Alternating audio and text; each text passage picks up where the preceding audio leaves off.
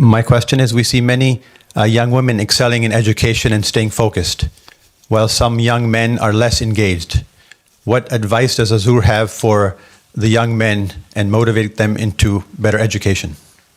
بات یہ ہے کہ بہت سارے خاندانوں میں لڑکوں کو زیادہ امپورٹنس دی جاتی ہے، لڑکیوں کو اتنا زیادہ نہیں دیتے، اس لیے لڑکوں کے دماغ خراب ہو جاتے ہیں.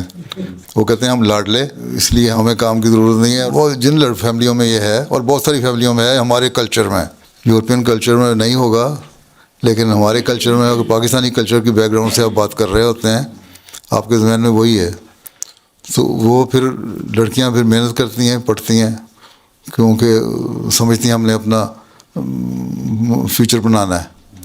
ٹھیک ہے، لڑکے جو ہے وہ لاڈوں میں پڑ جاتے ہیں، لیکن بہت سارے لڑکے ایسے بھی ہیں جہاں فیملیاں آرگنائزڈ ہیں، پوری طرح دونوں کے حق ادا کر رہے ہیں، لڑکے لڑکی کو.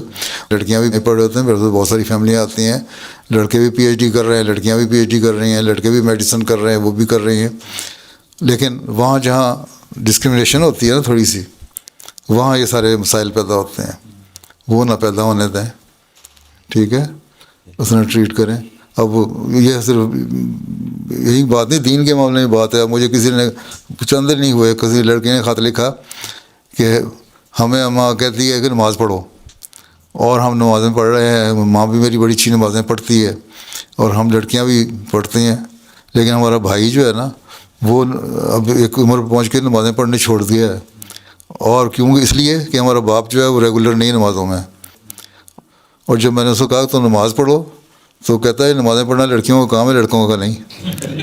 تو جب یہ حال ہو جائے، صرف ایک جگہ نہیں، ہر جگہ ایسی سچویشن ہو جائے، تو پھر آپ کیا کر سکتے ہیں؟ اس لیے کوالٹی ہونی چاہیے، ڈسکرمنیشن نہیں ہونی چاہیے.